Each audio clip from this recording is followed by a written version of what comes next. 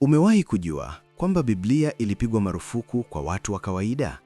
Watu waliuawa, walichomwa moto wakiwa hai, wakanyongwa, wakatawanywa mifupa yao kwa sababu tu walijaribu kuitafsiri Biblia kwa lugha ambayo mama yako, baba yako na jirani yako wangeweza kuisoma. Biblia ilikuwa silaha ya siri iliyoshikwa na kanisa peke yake, na yeyote aliyejaribu kuiweka mikononi mwa maskini alikufa kikatili. Watu wa kawaida hawakuruhusiwa hata kuigusa Biblia, na kama wangekamatwa wakiwa nayo, wangeuliwa. Leo sitakwambia tu historia, nitakuonyesha damu iliyomwagika kwa ajili ya kitabu hiki. Nitakukumbushia mashujaa waliochomwa moto wakiwa hai. Nitakueleza kwa nini kanisa liliogopa Biblia isisomwe na watu wa kawaida. Na mwishoni, utajua kwa nini Biblia yako ya leo si sawa na ile ya awali. Kwa nini imepitia mikono ya watu wengi wenye nia mbaya, na kwa nini bado kuna maswali mengi ambayo huwezi kujibu kutoka kwenye Biblia yako.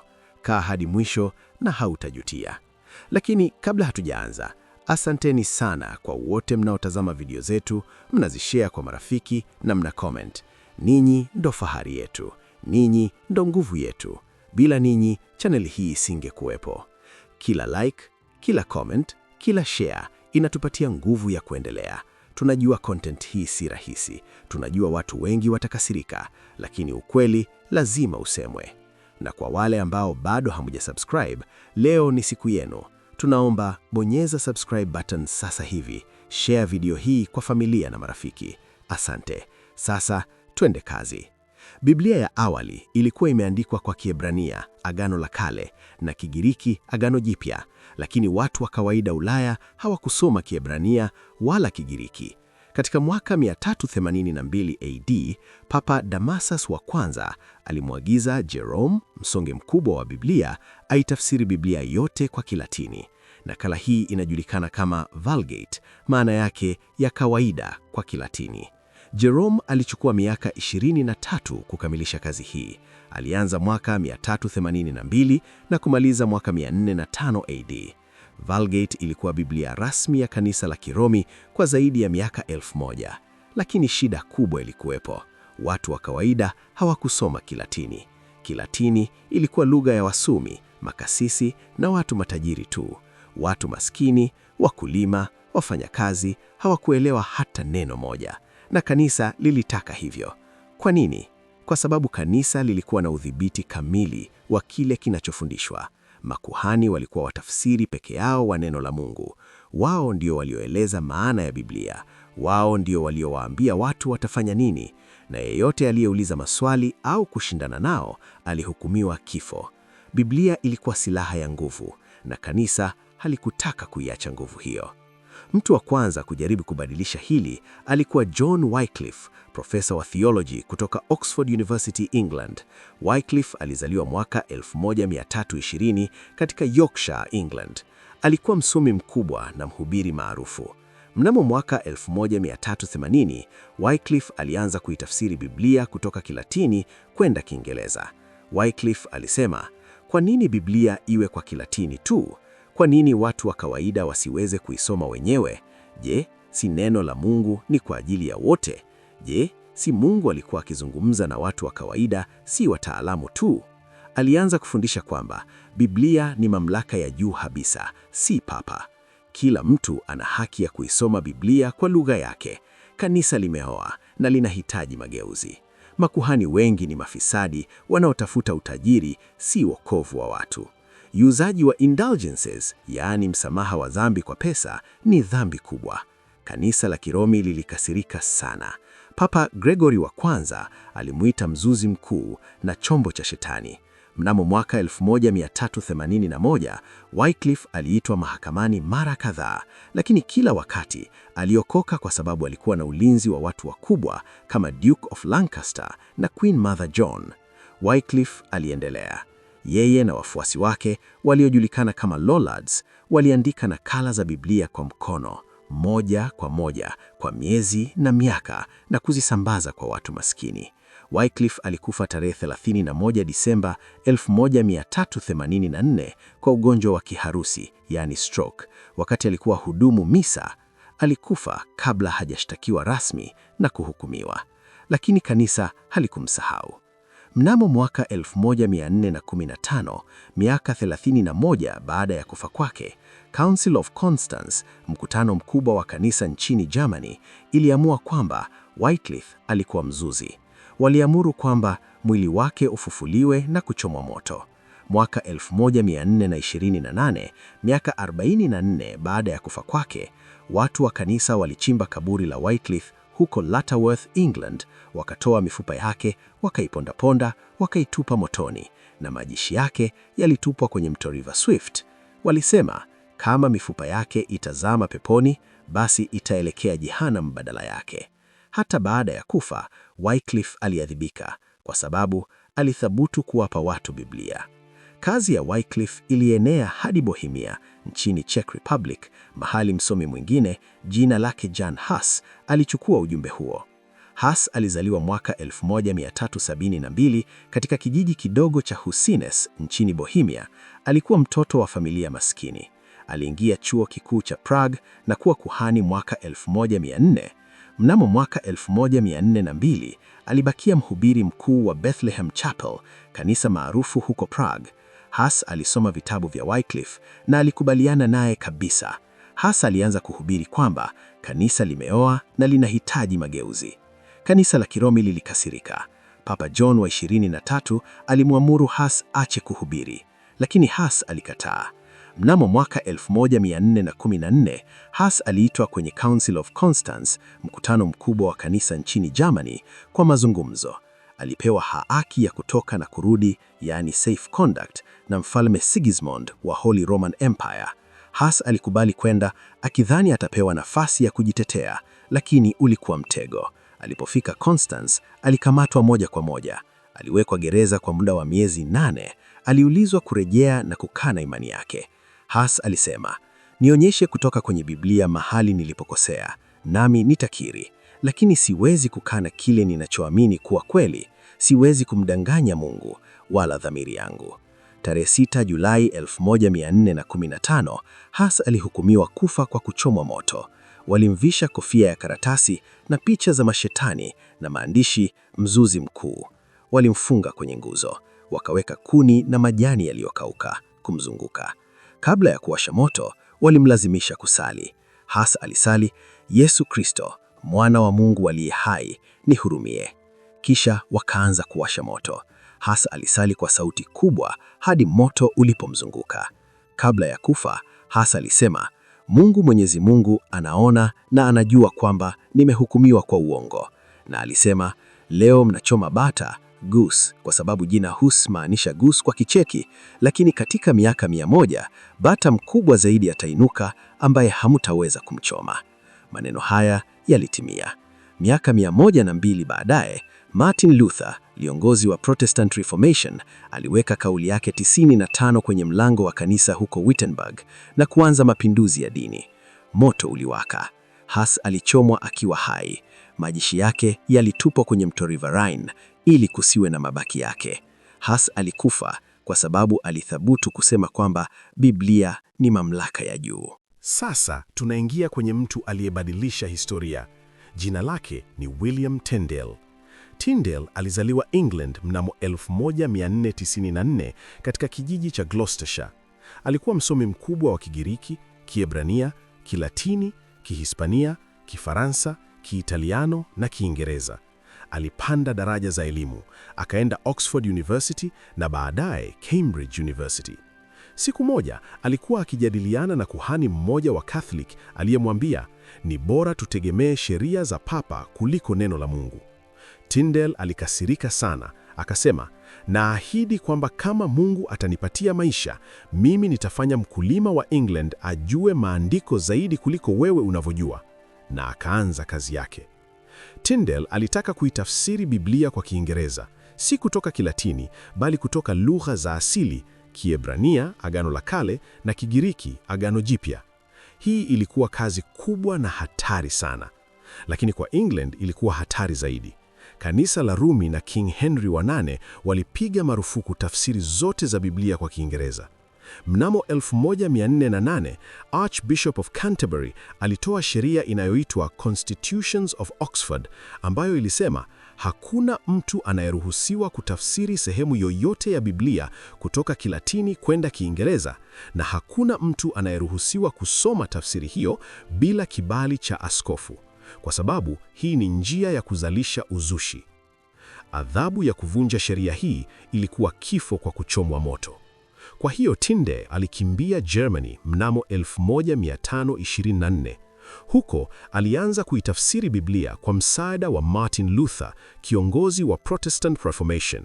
Alianza na Agano Jipya kutoka Kigiriki. Mnamo 1526, Biblia ya kwanza ya Kiingereza iliyotafsiriwa moja kwa moja kutoka Kigiriki ilichapishwa huko Worms, Germany. Nakala 6,000 zilichapishwa. Nakala zilisambazwa kwa siri kwenda England. Zilifichwa kwenye magunia ya ngano, mitungi ya divai, mifuko ya bidhaa na hata kwenye nguo. Watu waliziogopa na kuzipenda kwa wakati mmoja. Lakini King Henry wa 8 na Cardinal Thomas Wolsey na Bishop Cuthbert Tunstall walitaka kuziteketeza zote. Waliwaamuru polisi wachunge bandari, watafute kila nyumba, wakamate yeyote mwenye Biblia ya Tyndale.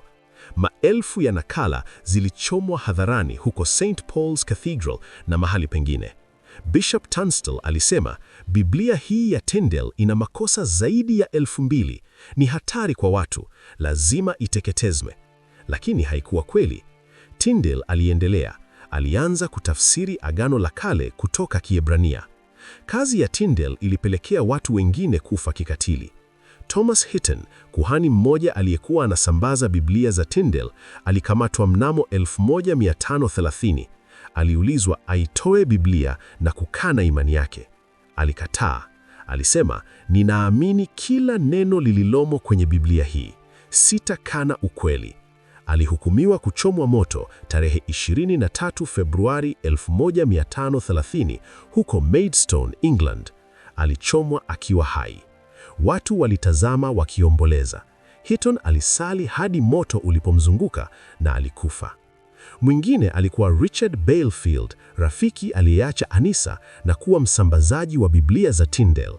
Balefield alisafirisha nakala za Biblia kutoka Germany kwenda England mara kadhaa. Alikamatwa mwaka 1531 akiwa na Biblia nyingi za Tyndale na vitabu vingine vya Protestant. Aliulizwa aitoe Biblia na kukana. Alikataa. Alihukumiwa kuchomwa moto huko Smithfield, London, tarehe 20 Disemba 1531. Alichomwa akiwa hai. Jacob van Layersveld, mchapishaji wa Biblia ya Kiholanzi, Dutch, alizungumza dhidi ya kanisa la Catholic na kusambaza Biblia kwa Kiholanzi. Alikamatwa na kuhukumiwa kifo mnamo mwaka 1545. Alikatwa kichwa huko Antwerp, Belgium. Wote hawa walikufa kwa sababu ya Biblia. Hebu tutazame vizuri kifo cha Tyndale aliyenyongwewa na kuchomwa moto. Mnamo mwaka 1535, Tyndale alikuwa akiishi Antwerp, Belgium, akiendelea na kazi yake ya kutafsiri Agano la Kale. Lakini mzushi mmoja, jina lake ni Henry Phillips, aliyefanya kazi kwa King Henry wa 8, alimrubuni Tyndale. Phillips alikuwa mzuri wa maneno na wa kuvutia. Alimjia Tyndale akimwambia, mimi ni rafiki, ninaamini kazi yako, ninataka kukusaidia. Tyndale alimwamini. Siku moja, Phillips alimwongoza Tyndale kwenda kula chakula. Wakati wakitoka nje, polisi walikuwa wanawengea. Phillips alimdanganya Tyndale, akamsababishia kukamatwa na polisi wa Belgium. Tyndale aliwekwa gereza kwa zaidi ya mwaka mmoja kutoka Mei 1535 hadi Oktoba 1536 kwenye gereza la Vilvoorde Castle. Gereza lilikuwa baridi, giza na la kufuru. Tyndale aliteseka kwa baridi na njaa. Lakini hata kwenye gereza, Tyndale aliendelea kuitafsiri Biblia. Mnamo Agosti 1536, Tyndale aliandika barua kwa gavana wa gereza akimuomba, naomba Bwana, kwa rehema ya Yesu Kristo, niletee kofia ya tatu ya kutunzia kichwa, kwani ninaumwa sana kwa baridi ya chumba hiki. Naomba pia niletee taa ya wakati wa jioni, kwani ni vigumu kusoma gizani. lakini zaidi ya yote, naomba niletee Biblia yangu ya Kiebrania, kamusi yangu ya Kiebrania na kitabu changu cha Kigiriki ili niweze kutumia muda wangu hapa kwa manufaa. Hata gerezani, Tyndale alitaka kuendelea na kazi ya Mungu. Mnamo 6 Oktoba 1536, Tyndale alinyongwewa nje ya gereza. Ilikuwaje? Kwanza, walimnyonga kwa kamba ili amalizwe haraka na asiteseke sana kwenye moto. Kisha walimfunga kwenye ngozo na walimchoma moto. Kabla ya kufa, Tyndale alisali kwa sauti lao na maneno yake ya mwisho yalikuwa, Bwana, yafungue macho ya mfalme wa England. Na Tyndale alikufa. Alikuwa na miaka 42 tu, lakini kazi yake haikufa. Miaka 3 baadaye, mwaka 1539, King Henry wa 8 aliruhusu tafsiri ya Biblia kwa Kiingereza inayojulikana kama Great Bible, kazi ambayo ilitegemea sana tafsiri ya Tyndale. Na miaka 75 baadaye, mwaka 1611, King James Version, KJV, ilichapishwa, Biblia maarufu zaidi duniani, na zaidi ya 80% ya maneno yake yalikuwa kutoka tafsiri ya Tyndale. Damu ya Tyndale haikumwagika bure. Sasa hebu tutazame kwa nini kanisa lilikataza Biblia. Sababu kuu ni 4. Moja, udhibiti wa nguvu. Kanisa lilikuwa na udhibiti kamili wa kile kinachofundishwa. Makuhani ndio walioeleza Biblia. Wao ndio walioamua maana yake. Walisema Mungu amesema hivi, lakini hakuna aliyeweza kuhakiki kwa sababu hakuna aliyeweza kusoma Biblia mwenyewe. Kama watu wangeweza kuisoma mwenyewe, wangeweza kuuliza maswali. Wangesema, lakini Biblia haisemi hivyo, unasema uongo, na kanisa lingelipoteza nguvu yake. 2. Biashara ya indulgences. Kanisa lilikuwa linauza indulgences, karatasi ambazo zilisema kwamba dhambi zako zimesamehewa kama ukilipa pesa. Walisema lipa pesa na mama yako atoke kwenye purgatory, yani mahali pa mateso, na kwenda mbinguni. Watu wa maskini walilipa pesa nyingi kwa sababu waliogopa mateso ya milele. Lakini Biblia haisemi hivyo. Kama watu wangesoma hilo, kanisa lingelipoteza mapato yake makubwa. 3. Kulinda mamlaka ya papa. Kanisa lilisema papa ni asiyekosea, doctrine ya papa infallibility, na kwamba amri zake ni sawa na amri za Mungu. Lakini Biblia haisemi hivyo. Biblia inasema Kristo ndiye kichwa cha kanisa, yeye mwenyewe ni mwokozi wa mwili. Waefeso 5:23. Biblia inasema Kristo peke yake ndiye kichwa cha kanisa, si papa. Kama watu wangesoma hilo, wangeuliza, kwa nini tunamtii papa kama Mungu? Yeye ni mtu tu. 4. Uoga wa mageuzi. Kanisa lilijua kwamba kama watu wangesoma Biblia wenyewe, wangejua kwamba kanisa limegeuka mbali na mafundisho ya asili. Kanisa lilisema lazima upitie kanisa, lazima ukiri dhambi kwa kuhani, lazima ulipe pesa, lazima ufuate sheria zetu. Kama watu wangesoma Biblia, wangeona kwamba kanisa limeweka mizigo iliyozoidi ile ya Mungu. Na hivyo ndiyo ilivyotokea Protestant Reformation. Ilianza mnamo mwaka 1517 kwa sababu watu walisoma Biblia na kuona ukweli. Msikilizaji wangu, ni kushukuru kama unanisikiliza hadi wakati huu. Ubarikiwe sana. Tuendelee. Hebu tujiulize, Biblia ya leo ni salama? Sasa, hapa ndipo jambo zito linaingia. Biblia yako ya leo imepitia mikono ya watu wengi sana. Imetafsiriwa mara nyingi kutoka Kiebrania na Kigiriki kwenda Kilatini, kisha kwenda lugha za Ulaya, kisha kwenda lugha za Afrika. Imebadilishwa na waandishi, baadhi ya mistari imeongezwa, baadhi imefutwa. Imesahihishwa na kanisa. Wakati mbalimbali, kanisa limepitia Biblia na kusahihisha sehemu zinazoonekana kukinzana. Je, unafikiri hakukuwa na mabadiliko? Je, unafikiri yote yaliyokuwa yanaandikwa bado yapo? Hebu tuangalie mifano michache. 1. Mwanamke aliyekamatwa kwa uzinzi. Yohana 7 mstari wa 53 hadi 11.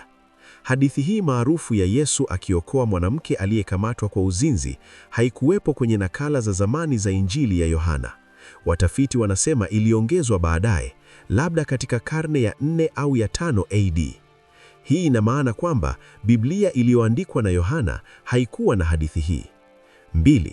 Ufufuo wa Yesu, Marko 16 mstari wa 9 hadi 20. Injili ya Marko inaishia mistari tofauti katika nakala tofauti. Nakala za zamani zinaishia katika Marko 16 mstari wa 8, ambapo wanawake wanakimbia kutoka kaburini wakiwa na hofu. Lakini nakala za baadaye zina mistari 9 hadi 20, ambapo Yesu anatokea kwa wanafunzi na anapandishwa mbinguni. Watafiti wanasema mistari 9 hadi 20 iliongezwa baadaye, labda katika karne ya pili AD. 3. Utatu Mtakatifu, yani Trinity. 1 John 5 verse 7.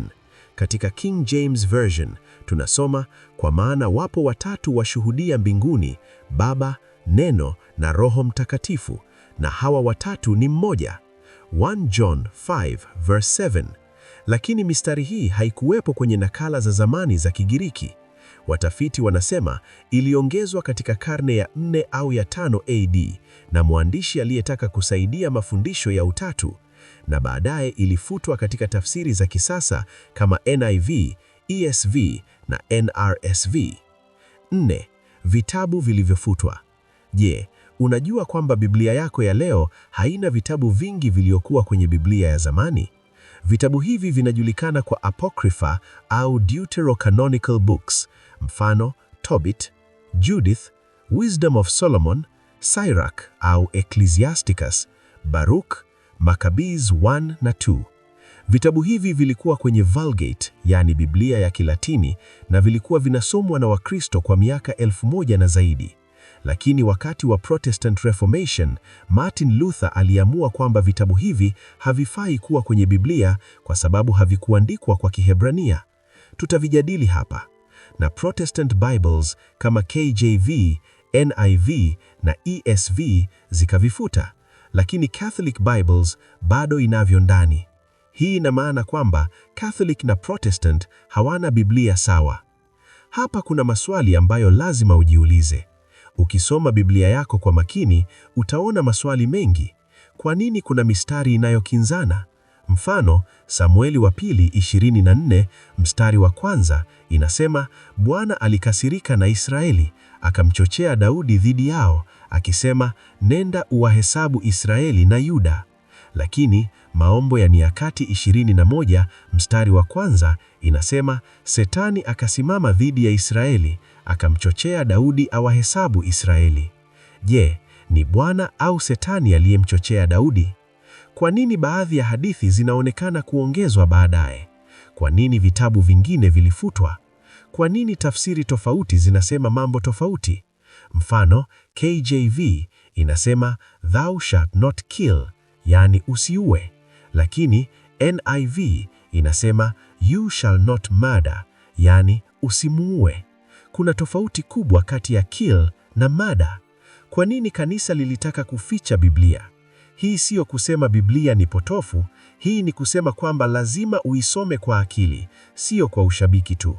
Tafuta maswali, tafuta majibu. Usikubali tu kwa sababu mchungaji au kanisa limesema hivyo. Biblia ni nzuri sana ukiwa mfuatiliaji. Ndugu yangu, naamini leo umejifunza kitu kubwa. Soma Biblia yako kwa makini, uliza maswali, tafuta ukweli. Usikubali tu kwa sababu mchungaji au kanisa limesema hivyo.